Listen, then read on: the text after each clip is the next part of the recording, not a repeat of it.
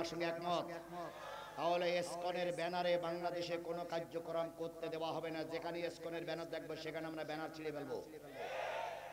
যেখানে আমরা ইসকনের সমাবেশ দেখবো সেখানেই যে আমরা প্রতিহত করব। তবে কোনো হিন্দু আমাদের শত্রু নয়, আমাদের শত্রু ইসকন নামক ওই সন্ত্রাসী জঙ্গি গোষ্ঠী। কথা বলেন ঠিক না বেঠিক? সত্য জিনিসটা বুঝতে উল্টো বোঝার কোনো সুযোগ নেই। ফিরে যাও, খুঁজে নাও, চোখ রাখো কোরআনে, সমাধান চাও যদি জীবনে মরণে। ফিরে যাও, খুঁজে নাও, চোখ রাখো কোরআনে, এ বাণী সকলের নয় শুধু মুমিনের। এ বাণী সবার না, এ বাণী সকলের নয় শুধু মুমিনের। যারাই চলবে মেনে ফল পাবে কোরআনের। ঘরে বলো কিংবা আস্তে বলো, অশান্তি দূর করে শান্তি আনে। সমাধান, ও সমাধান চাও যদি জীবনে মরণে। ফিরে যাও, খুঁজে নাও, চোখ রাখো কোরআনে। যিনি অগণিত মানুষের ভিতর থেকে বাছাইকৃত কিছু মানুষকে আল্লাহর কোরআন এবং রাসূলের হাদিস শোনার জন্য আসার তৌফিক দান করেছেন। বলুন তো, আমরা যে লোকগুলো এখানে এসেছি এর চাইতে বেশি লোক এলাকায় আছে না নাই? তারা কি তাফসীর মাহফিলের জন্য মাইকিং শুনিনি? তাফসীর মাহফিলের পোস্টার কি তাদের নজরে আসেনি? এই মাইকের আওয়াজ তাদের কানে কি পৌঁছাচ্ছে না? কিন্তু তাদের আল্লাহ কোরআনের মাহফিলে কবুল করেনি।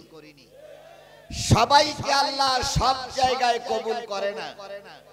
কাউকে আল্লাহ কবুল করে যাত্রা গানে, কাউকে আল্লাহ কবুল করে সিনেমায়, কাউকে আল্লাহ কবুল করে টেলিভিশনের সামনে, কাউকে আল্লাহ কবুল করে পয়লা বৈশাখের নাচ দেখার অনুষ্ঠানে, আর কাউকে আল্লাহ কবুল করে কোরআনের মাহফিলে।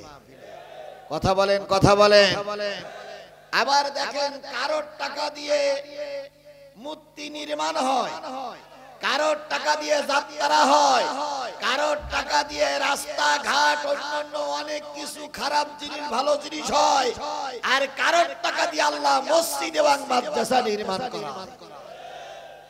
সকলের টাকা যেমন সব জায়গায় আল্লাহ কবুল করে না, সকলকে আল্লাহ পাক সব জায়গায় কবুল করে না। বাংলাদেশে দুই ধরনের মাছই আছে। একটা হচ্ছে গুইয়ে মাছ, এটা কোন জায়গায় বসে? ও সব জায়গায় বসে। মধুতি বসে, মিষ্টিতি বসে, পাইখানায় বসে, পচা খাবারে বসে, পচা জিনিসও বসে। আর একটা জিনিস আছে মৌমাছি, এ ভালো জিনিস ছাড়া আর কোন জায়গায় বসে না। কথা বলেন ঠিক না বেঠিক? এই সমাজে দুই শ্রেণীর মানুষ আছে। একটা হচ্ছে ওই গুইয়ে মাছি মার্কা মুসলমান, এরা সব জায়গায় যায়। আজকে মাহফিল শুনতে এসেছে, কালকে যাত্রা শুনতে যাবে। আজকে মাহফিল শুনতে এসেছে, কালকে পুতুল নাচ দেখতে যাবে। আর যারা প্রকৃত আল্লাহওয়ালা মানুষ, এরা কোরআনের মাহফিলে আসে, মসজিদে যায়, আল্লাহর কাজ করে, ধর্মের কাজে থাকে। আল্লাহ পাক অগণিত মানুষদের ভিতর থেকে আপনাকে আমাকে বাছাই করেছেন কিসের মাহফিলে? আরেকটু জোরে বলুন তো, কিসের মাহফিলে? কোরআনের মাহফিলে চাইতে সর্বশ্রেষ্ঠ জায়গা পৃথিবীতে আর কোন জায়গা নাই। এই কথাটাকে আমি বললাম, কে বলেছেন? আল্লাহ রাসূল বলেছেন, নবীজি বলেছেন, ইজা মারারতুম বিরিয়াজিল জান্নাহ ফারতাউ। কিলা ইয়া রাসূলুল্লাহ আমা হুন্না ক্বালা হিলকুজ যিকির। নবী বলেন, ও আল্লাহর বান্দা, ও নবীর উম্মতেরা শোনো, যখন দেখবে দুনিয়ার জান্নাত প্রতিষ্ঠিত হয়ে গেছে, দুনিয়া একটা জান্নাত কায়েম হয়ে গেছে, তোমরা সকল কাজ পরিত্যাগ করে ওই দুনিয়ার জান্নাতে বসো, যাতে করে পরকালের জান্নাত যাওয়া তোমার জন্য সহজ হয়ে যায়। সাহাবীরা বলেন, কিলা ইয়া রাসূলুল্লাহ ওয়া মা হুন্না, হে আল্লাহর নবী, সারা জীবন শুনে এসেছি জাহান্নাম আর জান্নাত পরকালে দেখা যাবে। এখন তো জান্নাতও দেখা যায় না, জাহান্নামও দেখা যায় না। আপনি বলতেছেন দুনিয়ার জান্নাত কোনটি? নবী বললেন, যেখানে আল্লাহ এবং রাসূলের কথা আলোচনা হয়, ধরে নিও ওইটাই হলো দুনিয়ার জান্নাত। এটা কি আমার কথা? রাসূলের কথা। তাহলে এটা জান্নাতের একটা অংশ। এটা কি আপনাদের বিশ্বাস হয়? বিশ্বাস হয়? সত্যি বিশ্বাস হয়? এবার আসুন, জান্নাত যদি এটা হয়, বলুন তো জান্নাতের ভিতরে থাকবে কারা? জান্নাতি মানুষ। যারা জান্নাতি মানুষ হবে তারা কি বিড়ে খাবে? এখানে কি বিড়ে খোর আছে? একটু দয়া করে হাত তোলেন।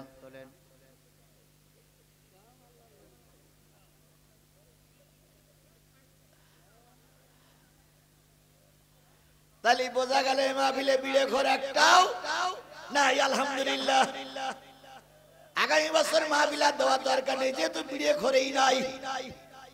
আছে? একটু হাত তোলেন। সমস্যা চলবে না, লজ্জা পাচ্ছে। এই জন্য আল্লাহ পাকের কাছে দোয়া করি, এই লজ্জাটা সারা জীবন মনে রেখে আজ কালকেতে যেন বিড়ি আর না খায়। এবার বলুন তো, জান্নাতের ভিতরে বিড়ে খোর পাওয়া যাবে? তাহলে এখানে তো বিড়ে খোর আছে, তাহলে এটা জান্নাত হলো কি করে? এই দেখেন, সব দিক বলে ঠিক। আগে বললে এটা জান্নাত, ওখানে বলেছে ঠিক, আবার এখানে বলতেছে বিড়ে খোর আছে জান্নাত হলো, এরাও বলতেছে ঠিক। আচ্ছা যাক, এবার বলুন তো, জান্নাতের ভিতরে বেনামাজি পাওয়া যাবে? এখানে কি বেনামাজি আছে? আছে? আজকে সারা দিনের ভিতরে এক ওয়াক্ত নামাজ পড়েননি কারা কারা? একটু হাত তোলেন। কয়েকজন পাওয়া গেছে। তাহলে এখানে বেনামাজি আছে। এখন আপনি আল্লাহ রাসূল বলতেছেন এরা জান্নাত, কয়েকজন বেনামাজি আছে জান্নাতে যাওয়ার সময় এই কজনের কি বাদ দেবেন? তাহলে ও বেনামাজি জান্নাতে যাবে কি করে? তাহলে এটা জান্নাতি এখান কেমন করে হলো? এরপরে বলুন তো, জান্নাতের ভিতরে যারা যাবে তারা কি অপবিত্র অবস্থায় যাবে? সব যাবে কি অবস্থায়? পবিত্র অবস্থায়। এখানে সারা দিন পেশাব করে পানি নেয়নি এরকম লোক 2-4 জন এর ভিতরে আছে। পরের হক নষ্ট করা লোক জান্নাতে যেতে পারবে? জোরে বলেন পারবে? এখানে পরের হক নষ্ট করা লোক আছে না নাই? কোন জায়গায় হক নষ্ট করেছেন? আগের 15টা বছর ভোট হয়েছে, যার ভোট সে দিতে পারেনি, অথচ এক একজন 170টা করে ভোট মেরেছে। তাহলে একটা ভোট দেওয়া আপনার জন্য বাধ্যতা ছিল। আপনি 169 জনের হক নষ্ট করেছেন, সেই লোকগুলো হাত তোলেন।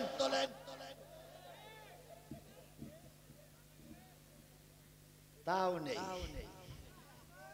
ও থাকলেও হাত তুলবে না, কারণ এখন লাইন খারাপ। এখন বাক বাকুম করলেই খবর আছে। কথা বলেন ঠিক না বেঠিক? এই জন্য এখন আর বাক বাকুম করতেছে না। আগে ওই ঢাকার এক শিয়াল হু করলি একান্ত হু করত, কিন্তু এখন ঢাকা শিয়ালের হু বন্ধ হয়েছে, এদেরও হু বন্ধ হয়ে গেছে।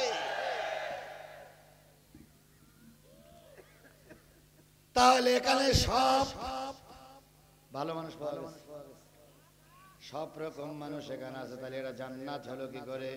এই জন্য জান্নাত এমন একটা জায়গা, সেখানে শুধু শান্তি আর শান্তি। কেউ কারোর নামে মিথ্যা মামলা দেবে না, কেউ কারোর পায়ে ধরে টানবে না, কেউ কাউকে ঘুমে ডিস্টার্ব করবে না, কেউ কারোর ডিস্টার্ব করবে না। এমন একটা শান্তিময় জায়গার নাম হলো জান্নাত। এবার বলুন, এই মাহফিলে কতগুলো লোক হয়েছে বলে মনে হয়? কত? আচ্ছা, হেই হুই করে লাভ নেই।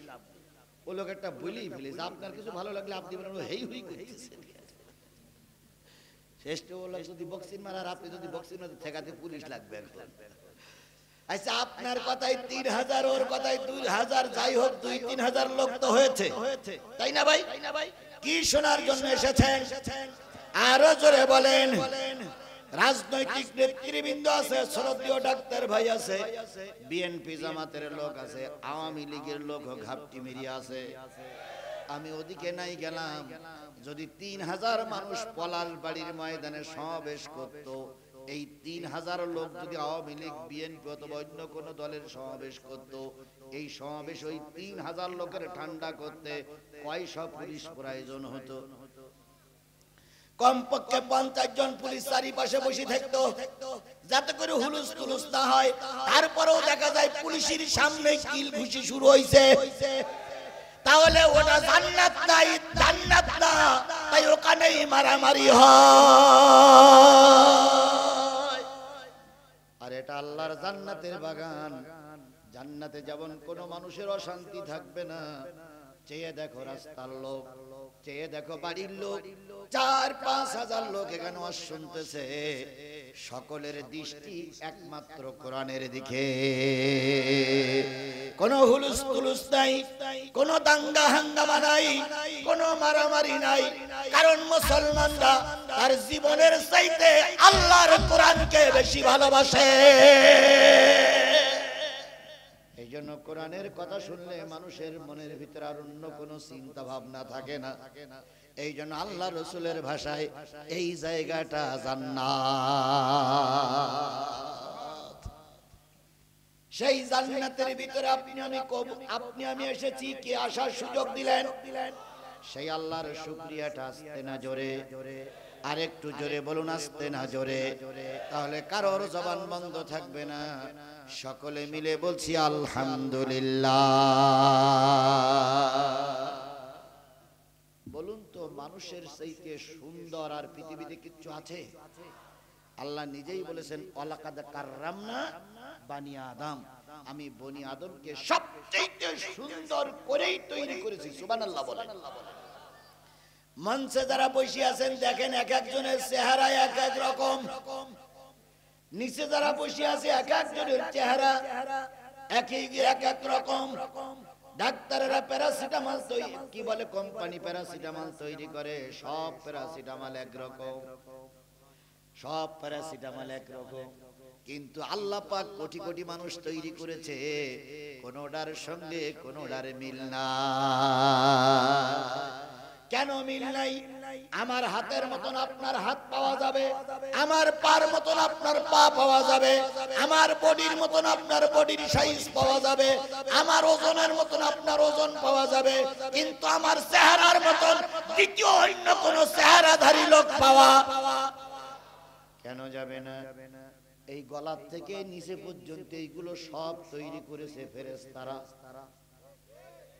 আদমের যখন তৈরি করলো, গলার থেকে এই নিচের দিক পর্যন্ত সব তৈরি করেছে কারা? আর আল্লাহ রাব্বুল আলামিন বললেন, ও আমার ফেরেশতারা, মুখমণ্ডলটা তুমি তৈরি করো না, মুখমণ্ডলটা তৈরি করার জন্য আমাকে দায়িত্ব দাও। আদমের মাথার কাছে স্বয়ং আল্লাহ বসে গেলেন, কোথায় নাক দেওয়া লাগবে, কোথায় চোখ দেওয়া লাগবে, কোথায় কান দেওয়া লাগবে, কোথায় গাল দেওয়া লাগবে, গালের ভিতরে কোথায় জিহ্বা দেওয়া লাগবে, মাথায় কি পরিমাণ চুল দেওয়া লাগবে, দাড়ি পুরুষের উঠবে নারীর উঠবে না, এ সবগুলো তৈরি করেছেন আমার আল্লাহ নিজে কুদরতি হাতে। এই জন্য বলা হয়, যদি কারোর সঙ্গে কোনো রাগারাগি হয়, দয়া করে সব জায়গায় আঘাত করবা। কি বলে? মুখে আঘাত করবা না, কারণ মুখে আঘাত করলে আমার আল্লাহ অসন্তুষ্ট হয়ে যায়। পৃথিবীর সর্বশ্রেষ্ঠ সবচেয়ে সুন্দর হলো মানুষ। এর চাইতে সুন্দর আর পৃথিবীতে কিচ্ছু হতে পারে না। বাদশাহ হারুন আর রশিদের নাম শুনেছেন আপনারা? ওনার একজন স্ত্রী ছিল, নাম হলো জোবাইদা।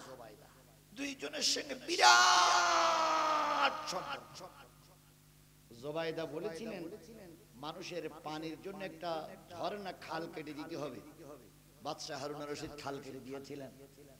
এই জুবাইদার বাদশা হারুন আর রশিদ একদিন চাঁদের রাত্রিতে বাড়ির আঙিনায় দুই চেয়ারে দুইজন বসে প্রেমের গল্প করছে। হঠাৎ করে বাদশা হারুন আর রশিদ বলতেছে, জুবাইদা আকাশে দেখেছো কত সুন্দর চাঁদ উঠেছে? কই দেখেছি স্বামী। এবার বাদশা হারুন আর রশিদ বললেন, বলো তো তুমি সুন্দর নয় চাঁদটা সুন্দর? জুবাইদা চিন্তা করলেন, স্বামী আমারে দারুণ ভালোবাসে, এখন যদি বলি আমি সুন্দর, নিঃসন্দেহ কি হবে? অহংকার হবে। আল্লাহ সব জিনিস সহ্য করে, অহংকার কখনো আল্লাহ সহ্য করে না। আমাদের দেশের একদল নেতারা বলেছিল 41 সাল পর্যন্ত থাকবো, আর একজনেরা বলেছিল আমরা পালাই না। তারা এখন দেশে আসে না, টপলা টপলি বেঁধে নিয়ে চলে গেছে। বাংলাদেশের যে কয়টা রাজনৈতিক দল ছিল, কোন রাজনৈতিক দলের নেতা পালিয়ে যায়নি। শুধু একটা দলের নেতা অহংকার করার কারণে দেশ ছেড়ে পালাতে হয়েছে।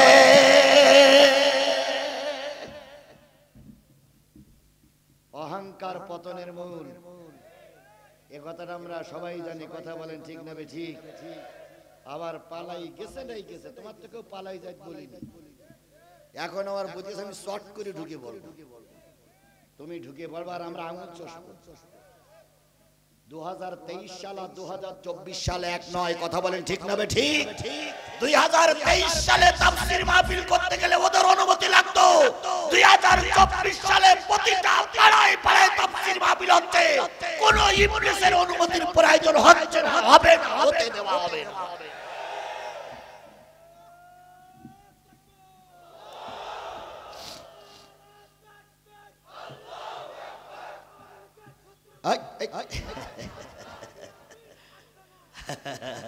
আস্তে আস্তে, আচ্ছা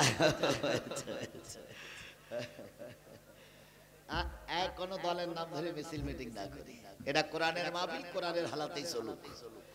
আমরা যতটুকু পারি ইশারা ইঙ্গিতে দেখার জন্য চেষ্টা করি। আমার ভাইরা, যে জিনিসটা বুঝাতে চাচ্ছিলাম, অহংকার কখন আল্লাহ সহ্য করতে।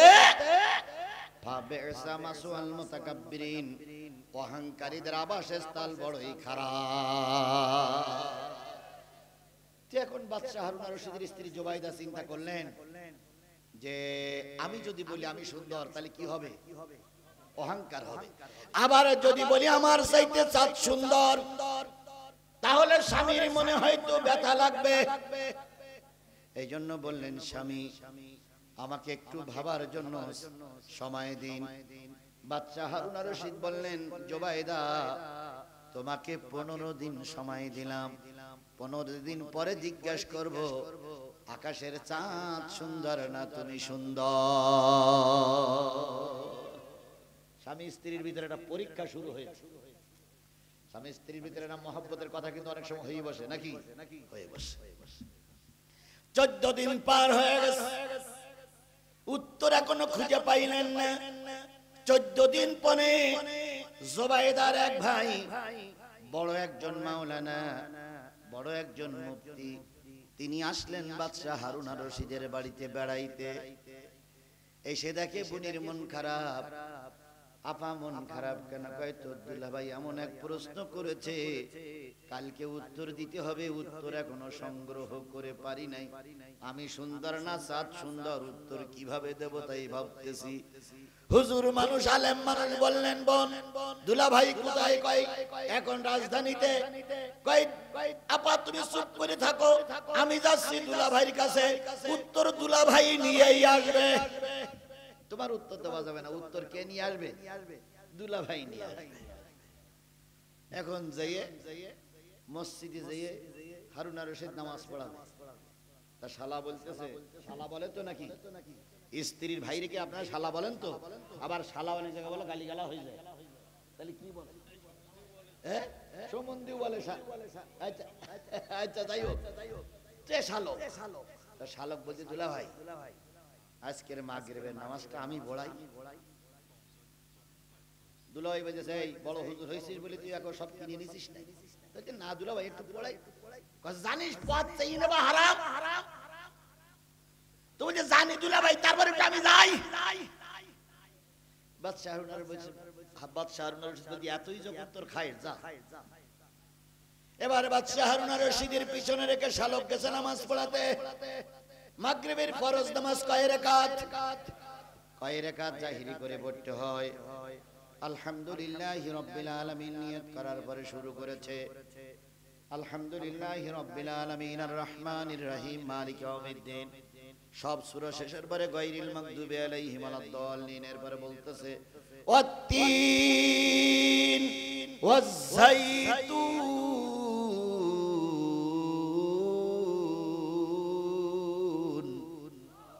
وطور سينين وهذا البلد الأمين لقد خلقنا القمر في أحسن تقويم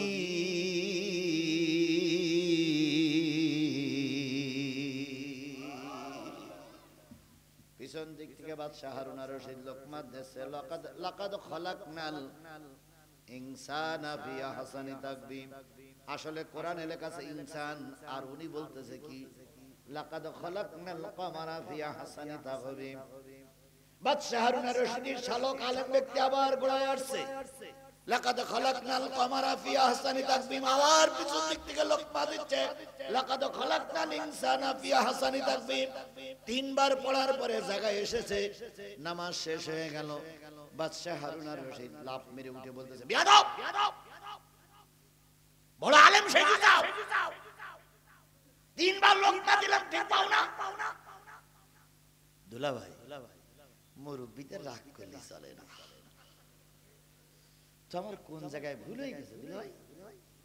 কই কোরআন শরীফের লেখা আছে লাকাদ খলাকনাল ইনসানা ফি আহসানি তাকবীম, বারবার বলতেছো লাকাদ খলাকনাল কমার। দুলাভাই তাহলে সাদের চাইতে মানুষ কি সুন্দর? দুলাই বলতে অবশ্যই। তাই যদি হয় তুমি আমার আপাকে কেন জিজ্ঞেস করলে চাঁদ সুন্দর না মানুষ সুন্দর? আল্লাহ নিজেই বলেছে মানুষ সুন্দর। কে বলেছে? আপনারা তো সেই মানুষ, যারা দাঁড়িয়ে আছেন আপনারাও তো সেই মানুষ, যারা বসে আছেন আপনারা তো সেই মানুষ। তাহলে সেই মানুষ যদি হয়, সেই মানুষের জন্য নাজিল হয়েছে আল্লাহর কোরআন। সেই কোরআনের আলোচনা চলছে, আপনারা দাঁড়িয়ে কেন? তাহলে কি আপনারা আল্লাহর সুন্দর মানুষের ভিতরে না? যদি আল্লাহর সুন্দর মানুষের ভিতরে আপনি পড়েন, জায়গা থাকলে আপনাকে কোরআনের মাহফিলে বসার জন্য অনুরোধ করছি। যদি জায়গা না থাকে আমি অনুরোধ করব না। যদি জায়গা থাকে কোরআনের মাহফিলে বসুন, আর যদি জায়গা না থাকে দাঁড়িয়ে শুনবেন। তবু কোরআনের মাহফিল থেকে দূরে সরে যাওয়া যাবে না। তাহলে আল্লাহ পাক সর্বোত্তম সৃষ্টির সেরা জীব হিসেবে আপনাকে আমাকে তৈরি করেছেন। এজন্য আবার আল্লাহর দরবারে শুকরিয়া, আলহামদুলিল্লাহ। সর্বকালের সর্বশ্রেষ্ঠ মহামানব জনাবে মুহাম্মদ রাসূলুল্লাহ সাল্লাল্লাহু আলাইহি সাল্লামের দরবারে লক্ষ কোটি দুরূদ আর সালাম। আবারও বলছি সাল্লাল্লাহু আলাইহি ওয়াসাল্লাম। বন্ধুগণ, মাগরিবের পর থেকে আলোচনা চলছে। এখন দেখতে দেখতে 11টা পার হয়ে গেছে না? এতক্ষণ আপনারা বসে আছেন, কি শুনতেছেন, কি শোনার জন্য বসে আছেন? যারা দোকানে ওই রাস্তায় যারা ঘুরতেছেন, বাজারে যারা চা পানি খাচ্ছেন বা বাদাম খাচ্ছেন, তারা একটা মিনিট আমার কথা শুনুন। মঞ্চে যারা বসে আছেন, নিচে যারা বসে আছেন, একটা মিনিট কথা শুনুন, তারপরে যার যা ভালো লাগে সেইটাই করবেন। আল্লাহ বলতেছেন ওয়াইজা কুরিয়াল কোরআন ফাসতামিউ লাহু ওয়া আনসিতু লাআল্লাকুম তুরহামুন। যখন তোমাদের সামনে কোরআন পড়া হবে, এই কোরআনগুলো তোমরা চুপচাপ বসে বসে শোনো। কার নির্দেশ? আপনি আসেননি ভালো কথা, কোরআনের মাহফিলে আপনি এসেছেন, আপনাকে অবশ্যই কোরআন চুপচাপ বসে বসে শুনতে হবে। নির্দেশ কার? জোরে বলেন, নির্দেশ কার? এই নির্দেশ কি শুধু সভাপতির জন্য? এই নির্দেশ কি শুধু প্রধান অতিথির জন্য? এই নির্দেশ কি শুধু বিশেষ অতিথির জন্য? এই নির্দেশ আমাদের সবার জন্য। তাহলে আল্লাহর নির্দেশ পালন করা সুন্নত, মুস্তাহাব, ওয়াজিব না নফল? এই মুসলমান কথা বলেন, সুন্নত, ওয়াজিব, মুস্তাহাব না নফল? তাহলে ফরজ যদি হয়, আমি আল্লাহর কোরআন তেলাওয়াত করছি, আপনার কোনো অধিকার নাই এখানে বাজে কথা বলা। আল্লাহর কোরআন তেলাওয়াতের সময় কোনো গল্প করা হারাম। আল্লাহর কোরআন তেলাওয়াত করার সময় একজন আরেকজনের সঙ্গে কথা বলা হারাম, হারাম, হারাম, হারাম। আল্লাহ রাসূল বলেছেন, আল্লিমু ওয়া ইউসিরু, আল্লিমু ওয়া ইউসিরু, আল্লিমু ওয়া ইউসিরু। যতক্ষণ মানুষ শুনবে তোমরা কোরআনের আলোচনা করো। ওয়াইজা গালাবতা ফাসকুত, যখন দেখবে কোরআনের মাহফিল মানুষ শুনতেছে না, বন্ধ করে দাও।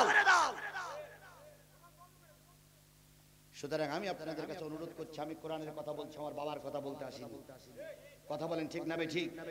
এখানে আওয়ামী লীগ, বিএনপি, জামাত, জাতীয় পার্টি, সর্বদলীয় লোকের মাঝে আমি কোরআনের কথা বলছি। আল্লাহর কোরআনের মাহফিলে বিয়াদবি করলে খোদার গজব নাযিল হবে। আল্লাহর কোরআনের মাহফিলে আদবের খেলাফ করলে আল্লাহর গজব। আসছেন সওয়াবের জন্য, যেতে হবে কি নিয়ে? গুনাহ নিয়ে। দয়া করে কোরআনের মাহফিল আদব রক্ষা করুন। দয়া করে সবাই কোরআনের মাহফিল আদব রক্ষা করুন। যদি মনে করেন হুজুর আমরা থাকবো না, ছোট্ট একটা চিরকুট দিবেন, সঙ্গে সঙ্গে মোনাজাত, তবুও দয়া করে কোরআনের মাহফিলের সঙ্গে বিয়াদবি করা যাবে না। আল্লাহ আমাদের সবাইকে কবুল করুক। এরপরে আসুন, আল্লাহর নবী বলেন, আল কোরআনু শাফিউম মুশাফফা আমা হিল্লু মুসাদ্দিকান মান জালাহু আমামাহু কাদ্দাহু ইলাল জান্নাহ ওয়া মান জালাহু খালফাহু সাকাতাহু ইলান নার। এই কোরআন এমন একটা কিতাব, কিয়ামতের দিন কারোর পক্ষে সুপারিশ করবে আর কারোর বিপক্ষে আল্লাহর কাছে নালিশ করবে। এই কোরআন এমন একটা জিনিস, এই কোরআন কারোর পক্ষে সুপারিশ করে টেনে টেনে কোথায় নিয়ে যাবে আর কাউকে ধাক্কা মেরে কোথায় নিক্ষেপ করবে। সাহাবীরা বলেন, ইয়া রাসূলুল্লাহ, কাদেরকে টেনে জান্নাতে নিয়ে যাবে আর কাদেরকে ধাক্কা মেরে জাহান্নামে নিক্ষেপ করবে?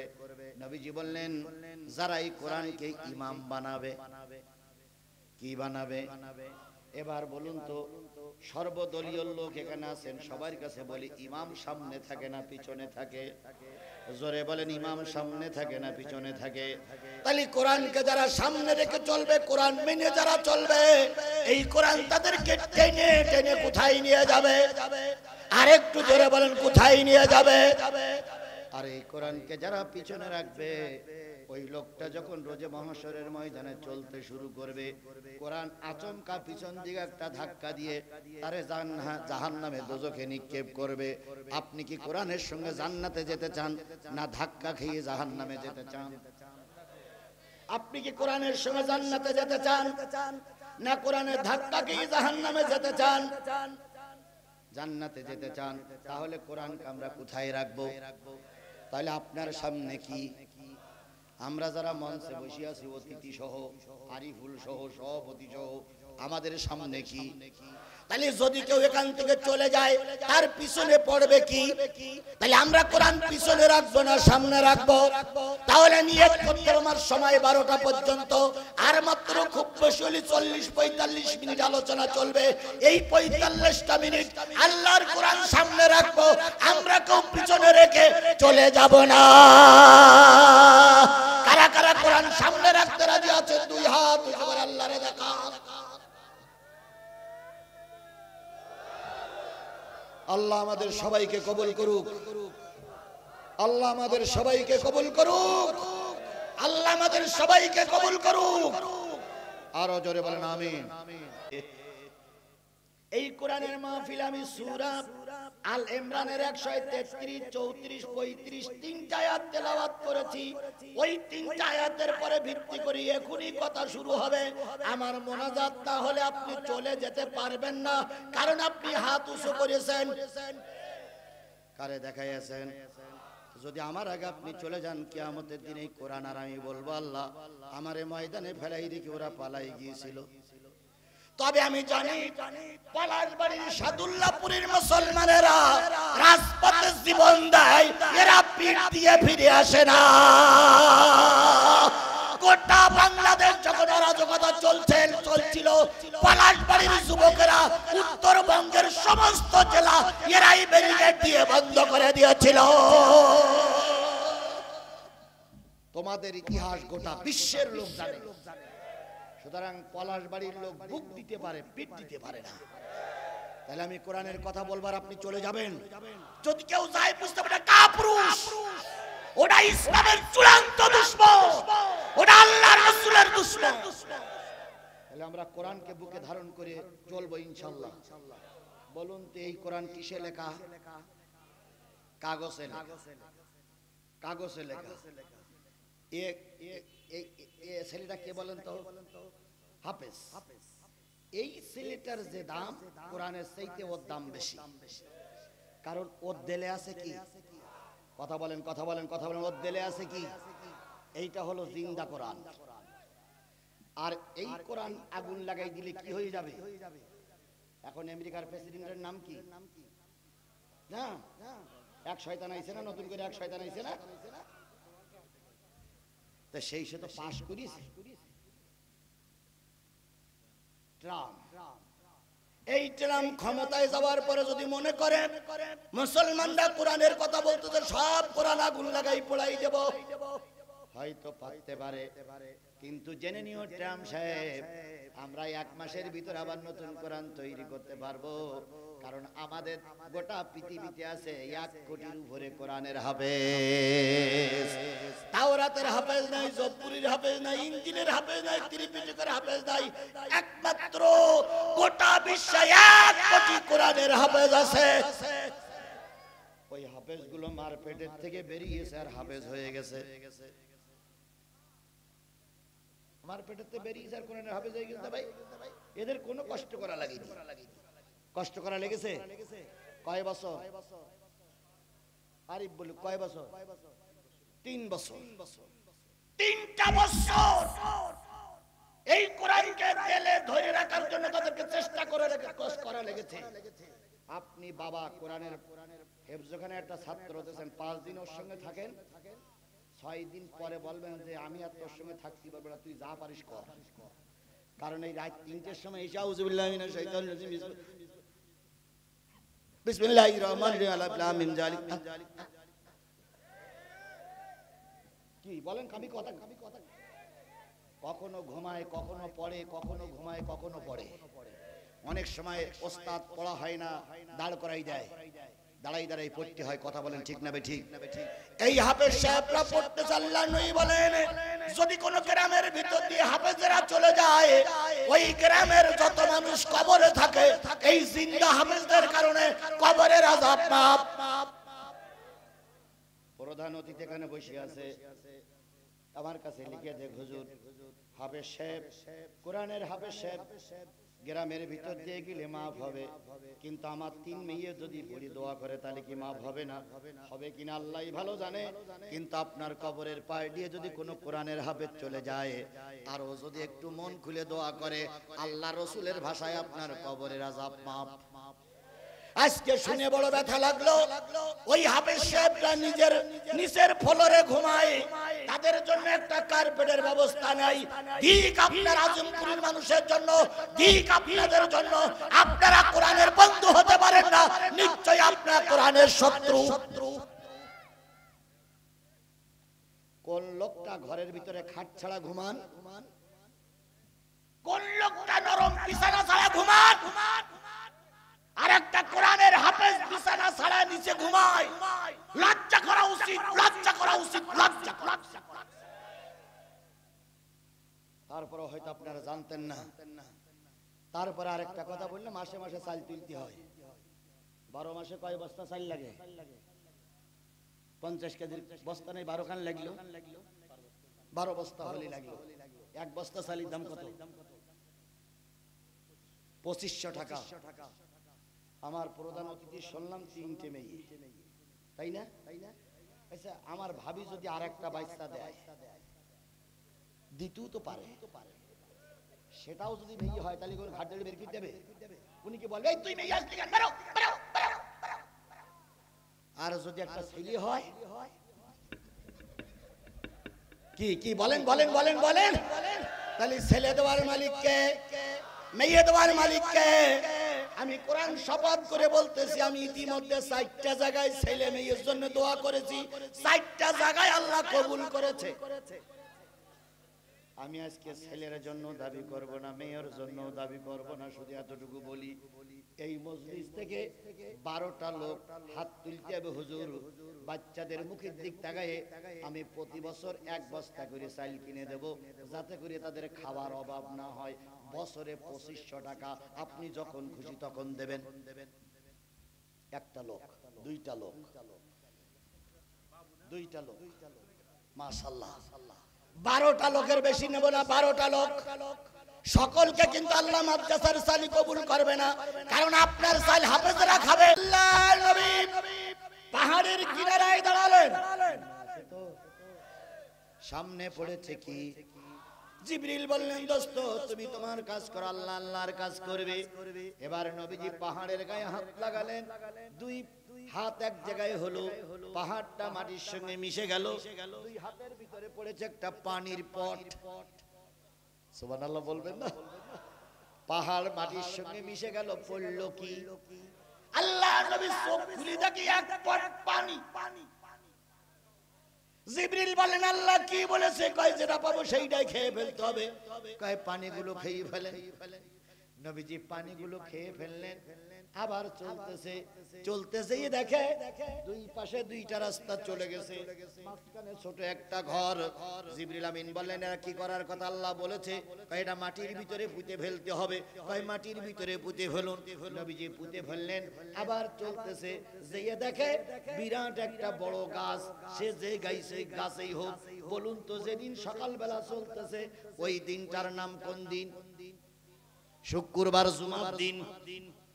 নবীজি গাছের নিচে দাঁড়িয়ে দেখলেন একটা ছোট্ট পাখি কাকুতির সঙ্গে বলতেছে, ইয়া রাসূলুল্লাহ, ওই মগডালে বসে আছে শেখ হাসিনা। তার মানে মগডালে বসে আছে জালেম।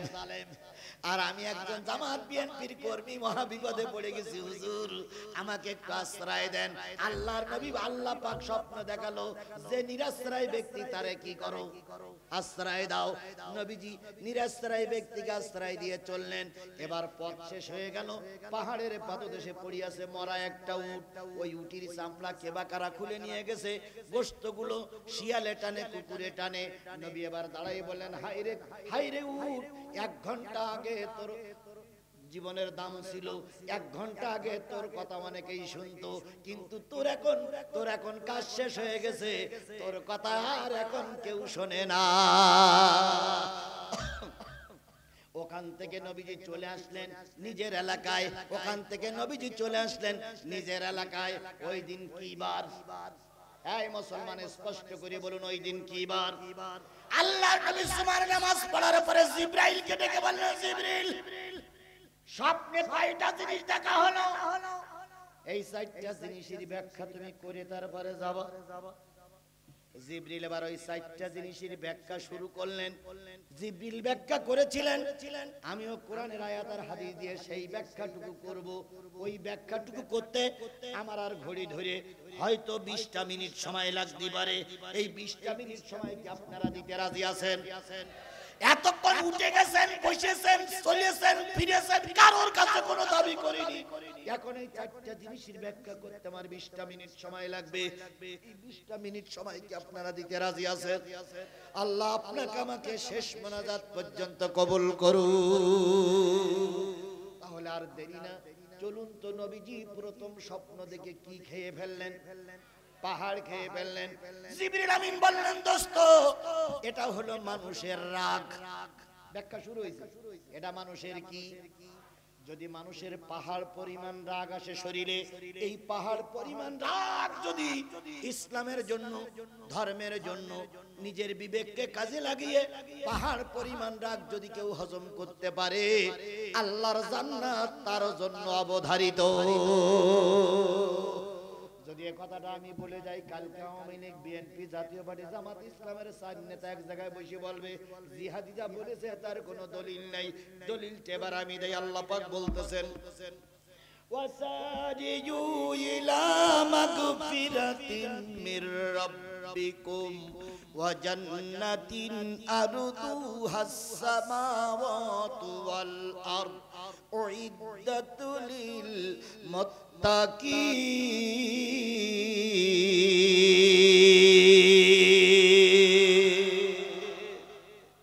এবং দৌড়াও ইলা মানে দিকে মাগফিরাতাম মানে ক্ষমা মির রব্বিকুম তোমার রবের ক্ষমার দিকে দৌড়াও কে বলছে আর সেই জান্নাতের দিকে দৌড়াও যেই জান্নাত আসমান এবং জমিনের শূন্য জায়গা পূর্ণ করে দাঁড়িয়ে আছে সুবহানাল্লাহ বলেন উইদ্দাত লিল মুত্তাকিন ওই জান্নাত আল্লাহ তৈরি করেছে কাদের জন্য মুত্তাকিদের জন্য মুত্তাকিদের জন্য এই জান্নাত মুত্তাকি কারা আল্লাহ বলতেছেন মুত্তাকির অনেক গুণ তার ভিতরে একটা গুণ হচ্ছে আল্লাযীনা ইউনফিকুনা ফিস সাররাই ওয়াদ দাররাই ওয়াল কাযিমিনাল গায়জ ওয়াল আফিনা আনিন নাস আল্লাহু ইউহিব্বুল মুহসিনিন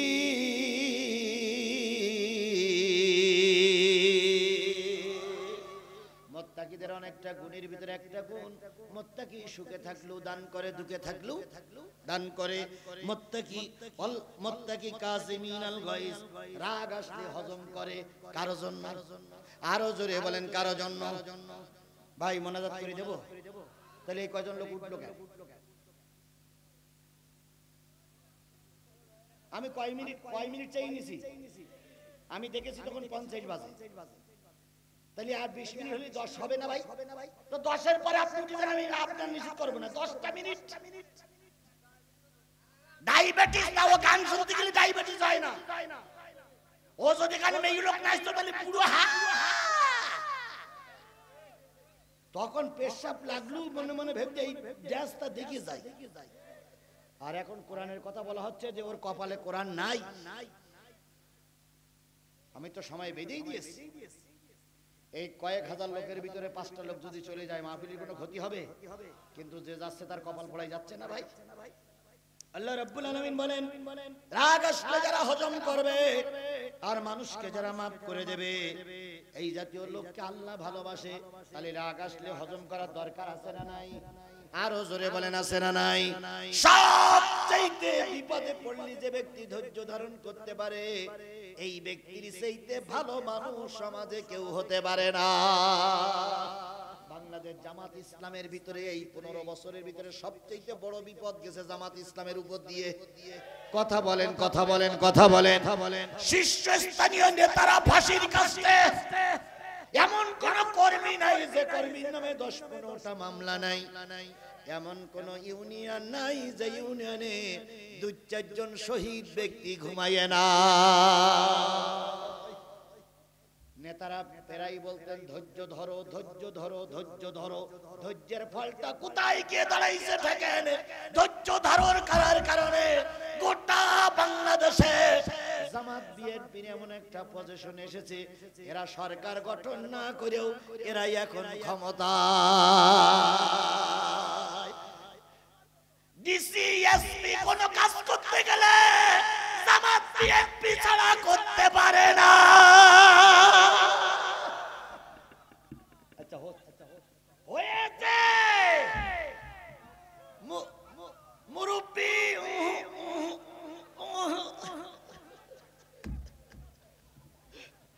মুরব্বি খেপে গেছে আজকে আরে চা খাওয়াও আচ্ছা হয়েছে বাবা তাহলে তাহলে এই সম্মান কে দিয়েছেন আরো জোরে বলুন কে দিয়েছেন সেদিন যদি বিপদে পড়ে আমরা হতভম্ব হয়ে যেতাম ময়দান ছেড়ে দিতাম ওই বাতিলেরা আরো অনেক দিন ক্ষমতায় থাকতো এই জন্য প্রবাদে আছে রেগে গিলে না হেরে গিলে রেগে গেলাম না কি গেলাম হেরে গেলাম প্রত্যেক বিচারালয়ে লেখা আছে রেগে গেলেন তো হেরে গেলেন বিচারকের মাথায় যদি রাগ আসে বলা হয়েছে আপনি আর ওই দিন এজলাসে বসতে পারবেন না কারণ রাগের বশীভূত হলে মানুষ অনেক কিছু করে ফেলে। কথা বলেন ঠিক না ঠিক? এবার সব তো বললেন ঠিক, এইবার আপনাদের কাছে জিজ্ঞেস করি রাগের প্রয়োজন কম বেশি আছে না নাই?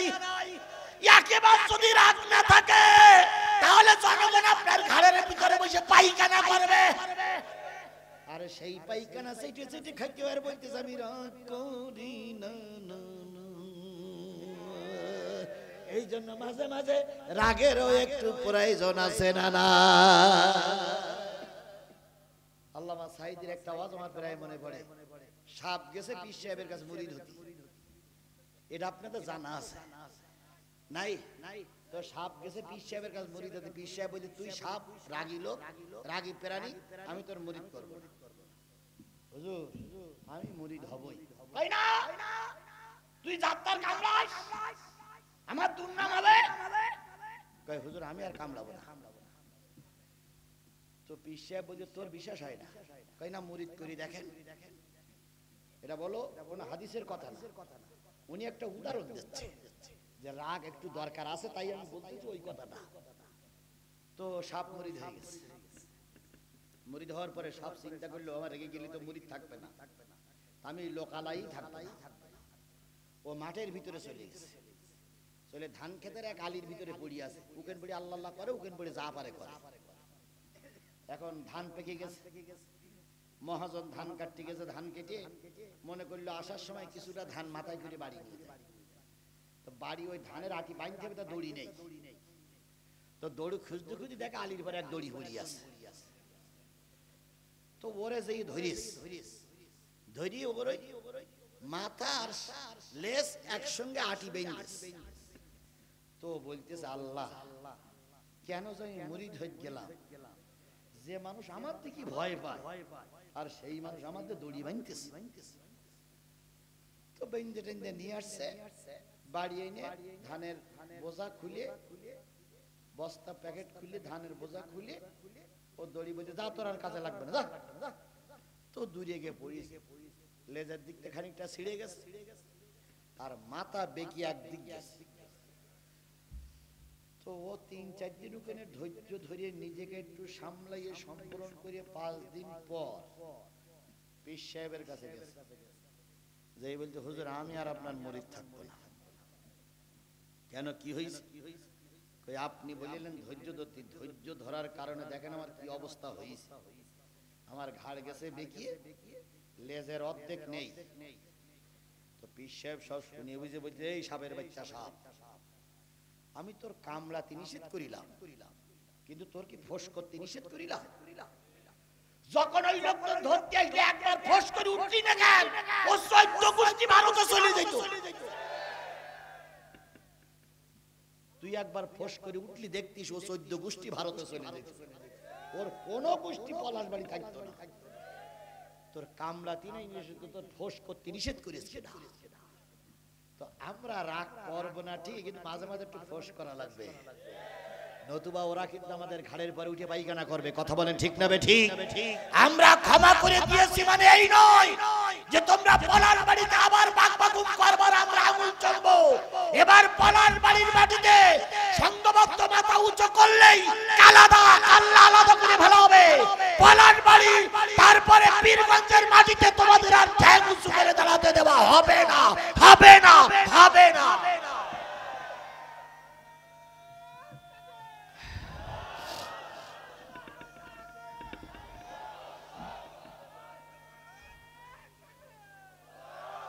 আমার কথা কি বোঝেন আপনারা? কথা কি বোঝেন? বুঝলেন তো বোঝেন, না বুঝলেন তো কচু। কিছু কিছু লোক মনে করে হুজুর মনে হয় নরম হয়ে গেছে, প্রশ্নই ওঠে না। এই পলাশ বাড়ি মাহফিল করতে এসে অনেক মাহফিলের থেকে আমাদের পালাই যেতে হয়েছে। এই পলাশ বাড়ি মাহফিল করতে এসে অনেক মাহফিলে লাইট অফ করে দিয়ে টুপি খুলে ময়দান ছেড়ে যেতে হয়েছে। এখন কি সে পরিবেশ আর আছে? জোরে বলেন সে পরিবেশ আর আছে? এখন ডাইনে বামে পিছনে সামনে সব কোরআনের সৈনিক। এখন প্রশ্নই ওঠে না কথা গোপন করা। এখন কারোর বাবার শক্তি নেই মাইক কেড়ে নেবার, কারোর বাবার শক্তি নেই বক্তার সামনে হুঙ্কার চালা। কেউ যদি হুঙ্কার কাটতে আসে জিব্বা টেনে কুকুরের খাওয়ানো হবে। ফাজলামি যা করেছো করেছো, আর বাংলার মাটিতে ফাজলামি করতে দেওয়া হবে না, হবে না, হবে না। আমার জীবনের ছোট্ট একটা কথা প্রায় সব জায়গায় বলি, মনে পড়ে। মাহফিল করছি, মাহফিল করতে যেয়ে একটু কথা গরম হয়ে গেছে। থানার ওসি সাহেব চলে আসছে। ওসি সাহেবের সঙ্গে যত ফোর্স ছিল সব আসছে। চুরি ডাকাত ধরা বাদ দিয়ে হুজুরি ধরবে আজকে আইছে সব। ছাত্রলীগ, যুবলীগ, আওয়ামী লীগ, কৃষক লীগ, মোতা লীগ, পাইখানা করা লীগ সব আসছে। এসে মোটামুটি ৪-৫টা ঘিরে ফেলাইছে, মানে মারবেই মারবেই। ওসি সাহেব সহ ডিবি পুলিশিরা স্টেজে বসে আছে, প্রত্যেকের কোমরে পিস্তল। দুইজনের দেখলাম হাত কড়া ঝুলতেছে এখানে। শিবিরের সভাপতি, ওই থানার সভাপতি এসে বলল, হুজুর আজকে আর আপনার কোনো অবস্থায় বের করার কোনো লাইন দেখতেছি না, আপনাকে আজকে ধরবেই। প্রতিজ্ঞাবদ্ধ, আমাদের কাউকে স্টেজের আশেপাশে ঘুরতে দিচ্ছে না। আমি চিন্তা করলাম, আল্লাহ আজকেই যখন গ্রেফতার হব, আর ওরা আমার গ্রেফতার করলে আজকে গুলি করে মারবেই, তো আমার জীবনের শেষ হওয়া আজকে অন্তত একটু করি নেই। কালকে হয়তো ময়দানের কথা বলা যাবে না, আজকের এই রেকর্ড অন্তত 10 বছর বাজুক। কিছুক্ষণ পরে ওই সভাপতি আবার বলতেছে, হুজুর দ্বিতীয় বক্তা মঞ্চে গেছে, আপনি মোনাজাত করবেন হাফ, আর দ্বিতীয় বক্তা করবে হাফ। এই ফাঁকে আমরা আপনার বের করে নেওয়ার জন্য চেষ্টা করব। আমরা অন্যান্য থানার থেকে ছেলেদের ডেকে নিয়ে আসছি, যদি মোকাবেলা হয় এখানেই হবে, তবু আপনার ওদের হাতে তুলে দেব না। সাহস একটু বেড়ল না ভাই? একটু বেড়েছে। তারপরে ধুই করতেছে, আজকে ধরবেই। আমার 2 চেয়ার পরে ওসি সাহেব বসা। আমি চিন্তা করলাম, আমার জীবনের সত্য কথাই বলতেছে আপনাদের সামনে, যে আমার জীবনে কত কষ্ট করে এই পর্যন্ত আসতে হয়েছে। এরপরে 2 চেয়ার পরে ওসি সাহেব বসা। আমি চিন্তা করলাম যে এবার আমি একটু হিকমত খাটাই। আমি তখন বললাম যে ভাই, চোখ বন্ধ করে মোনাজাত করলে মোনাজাত কবুল হওয়ার সম্ভাবনা বেশি। আর আপনারা যারা এখানে আসছেন পুলিশের লোক, নিশ্চয়ই আপনার পরিবারের সদস্যগুলো বাড়ি, আল্লাহ জানে কোনো বিপদ আপদে না ফেলে। এই জন্য আমি মোসাবের মানুষ, 400 কিলোমিটার দূরের থেকে আসছি। আমি আপনাদের নিয়ে একটু প্রাণ খুলে দোয়া করব। দয়া করে যতক্ষণ মোনাজাত শেষ না হবে চোখ যেন খুলেন না। যার যা বলার দরকার চোখ বন্ধ করেই বলবেন। এখন ওনারা তাতে একটু সম্মতি হইল যে হুজুর তো স্টেজ আছে, আর আমরা তো স্টেজ আছি, মোনাজাত করুক আর না করুক মাহফিলের পরেই তো বোঝাপড়া। এখন এবার আমি মোনাজাত শুরু করেছি। রব্বানা যালামনা আনফুসানা ওয়া ইল্লাম তাগফির লানা ওয়া তারহামনা লানাকুনান্না মিনাল খাসিরিন। ডাইনির দিক পিছন দিক তাকাই থেকে সব চোখ বন্ধ করেই আছে। দুটোটা চোখ মিটমিট করে তাকাচ্ছে, কিন্তু এগুলো কাজের লোক না, বাকিগুলো সব চোখ বন্ধ করেই আছে। আমি এবার শুরু করলাম, আল্লাহুম্মা রাব্বিরহামহুমা কামা বলেই দ্বিতীয় বক্তার কাছে দিছে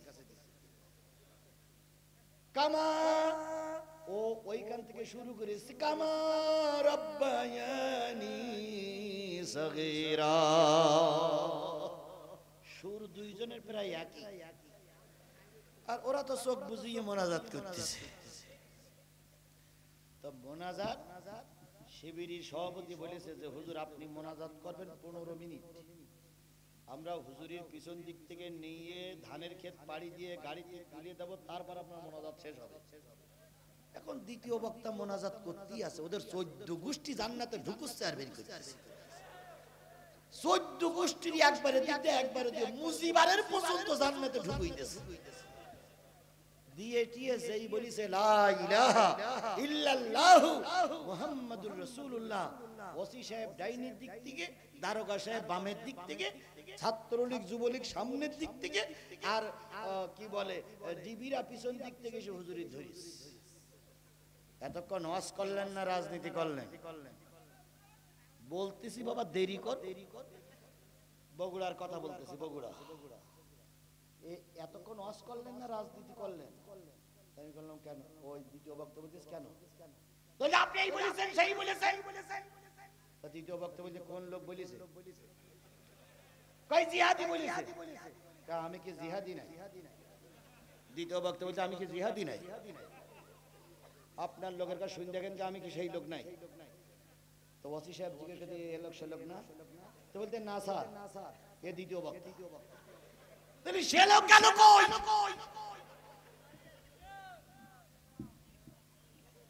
হেসে উড়াই দিচ্ছেন, আপনাদের হাসি লাগতেছে। আর ওই দিনটা আমার জন্য কত ভয়াবহ দিন ছিল একবার হিসেব করে দেখেছেন আপনারা? ওই সময়টা জিহাদের জন্য কত বড় মারাত্মক সময় ছিল একবার হিসেব করে দেখুন। আজকে তো হাসি লাগতেছে কিন্তু ওই দিনটা কত কঠিন ছিল আমার জন্য। এরপরে ওসি সাহেব বলতেছে আপনি তাহলে দ্বিতীয় বক্তা? জি। ওসি সাহেব বুকেন দাঁড়াই এসপি সাহেবের কাছে ফোন করেছে, স্যার এ লোকের ধরা সম্ভব না। এসপি সাহেব বলতেছে কেন? তো বলতে স্যার আমরা সবাই চারিপাশে ঘিরে বসে আছি, ও লোক কোন ফাঁকে দ্বিতীয় বক্তার কাছে মাইক তুলে দিয়ে মোনাজাত করতে করতে চলে গেছে স্যার। লাইট টাইট সব জ্বালানো, আমরা কেউ দেখতে পাইনি স্যার। নিঃসন্দেহ মানুষ না স্যার, এটা জেন। সুতরাং স্যার জেন হুজুর আমার পক্ষে ধরা সম্ভব না। সেই দিন থেকে আমার বাংলাদেশে একটা নাম, আলাদা একটা নাম আছে, আমি নাকি জেন হুজুর। কিন্তু আসলে জেন নয়। আমার ওই বিপদের দিনে আমার পক্ষে কে ছিল? জোরে বলতে হবে কে ছিল? আজকে তুমি আর আমি বিপদে পড়লে পক্ষে থাকবে কে? সেই আল্লাহ আজও আছে না নাই? সুতরাং তুমি আর আমি ময়দানে, ময়দানে নামার দায়িত্ব আমার আর তোমার। আর ময়দান দখল করে দেওয়ার দায়িত্ব কার? জোরে বলেন কার? তাহলে প্রথম কথা রাগ পানি করে কি করতে হবে? হজম করতে হবে। এবার বলুন তো রাগ কম বেশি দরকার আছে না নাই? সাহাবীদের ভিতরে সবচেয়ে রাগী সাহাবীর নাম বলেন। নবীর ভিতরে সবচেয়ে রাগী নবীর নাম বলেন। হযরত মুসা আলাইহিস সালাম। এই কোরআনের ভিতরে সবচেয়ে কোন পয়গম্বরের আলোচনা বেশি? মুসার আলোচনা বেশি। সাহাবীদের জীবনে যত বক্তা ওয়াজ করুক আর যত মানুষ হেদায়েতের কথা শোনাক, ওমরের কাহিনী না বলে হেদায়েতের বাণী শোনানো যায় না। ওমর ছিলেন রাগী মানুষ। এই ওমরের দ্বারা ইসলামের যত কাজ হয়েছে অন্য কোন সাহাবীদের দ্বারা অত কাজ হয়নি। ওমরের শাসন আমলে গোটা পৃথিবীর অর্ধেকটা মুসলমানদের পায়ের তলে ছিল। এই ওমরের 10 মিনিট হয়ে গেছে, আমি বুঝতে পেরেছি 10 মিনিট হয়ে গেছে। তো আমি বলি এই ওয়াজ শেষ ওয়াজ না, আরো তো ওয়াজ আছে। নাফিদ বাজার ওয়াজ আছে, তারপরে আর কোন কোন জায়গায় যেখানে এখনো ওয়াজ আছে ভাই। আরেকটা মাহফিল আজকে নিলাম, হাড়িয়া মন্ডল, তালুককানিপুর হাড়িয়া মন্ডল। আমি শুনেছি এখানে নাকি 50,000 লোক এমনি হয়, সবচেয়ে বড় মাহফিল নাকি হয়। আর ওখানে নাকি আল্লামা সাইদির সাহেবের ছেলেরা ওরা নেওয়ার জন্য চেষ্টা করছে। আমার 28শে ডিসেম্বর মাহফিল ছিল ঝাউলার বাজার, কিন্তু ওনারা এই মাহফিলটা করতে পারবেন না বলে না সূচক সম্মতি জ্ঞাপন করেছেন। তাই ওনারা 28শে ডিসেম্বর এই মাহফিলটা আজকে আরিফুলির বাড়ি বসে বুক হয়ে গেছে। সুতরাং আজকের এই মাহফিল শেষ নয়, আরো মাহফিল হবে। সেদিন আমরা আরো কিছু নতুন কথা শুনবো ইনশাআল্লাহ। আমার সর্বশেষ বাণী হলো, ওমর রাদিয়াল্লাহু তাআলা আনহু রাগী লোক ছিলেন, কিন্তু তার দ্বারা ইসলামের কাজ বেশি হয়েছে না কম হয়েছে? জোরে বলেন, কম হয়েছে না বেশি হয়েছে? এরকম ওমরের মতন দায়িত্বশীল যদি আমার দেশে সরকার গঠন হয়, এদেশের মানুষ কেউ কষ্টে থাকবে না। সুতরাং আমরা ন্যায় নীতিবান লোককে আগামীর জন্য সরকারের পাওয়ারে বসাবো ইনশাআল্লাহ। সেই লোকগুলো যেন বাংলাদেশের গণতন্ত্রের পক্ষে হয়। কথা বলে বিএনপি জামাত দুইটা দল মিলে দীর্ঘ 15 বছর কষ্ট করেছে, মেহনত করেছে, জেল খেটেছে, ফাঁসির কাস্তে ঝুলেছে। সুতরাং দুইজন ভাইয়ের ভিতরে কোনো দ্বন্দ্ব আমরা দেখতে চাই না। কথা বলেন, কথা বলেন, কথা বলেন। দুইজন মিলেমিশে দেশটারে গড়ে তুলবো ইনশাআল্লাহ। আবারও কোনোদিন দেখা হবে। যেহেতু আমি অনেক কষ্ট করে আসি, তো দীর্ঘক্ষণ কথা বলতে আমার কষ্ট হয়। যখন তোমরা ছোট ছিলে, আমি তখন বয়সে কম ছিলাম, অনেক কথা বলতে পারতাম। আমার এখন বয়স হয়ে গেছে, বয়স 50-52 বছর, অনেকক্ষণ কথা বলতে কষ্ট হয়। তো আল্লাহ পাক আবারও কোনোদিন দেখা হবে ইনশাআল্লাহ। সেই দিন পর্যন্ত আল্লাহ পাক আমাদের হায়াতে তয়্যিবা দান করুক। ওমা তৌফিকি ইল্লা বিল্লাহ ওয়া আখিরু দাওয়ানা আনিল হামদুলিল্লাহি রাব্বিল আলামিন। কথা বলার পর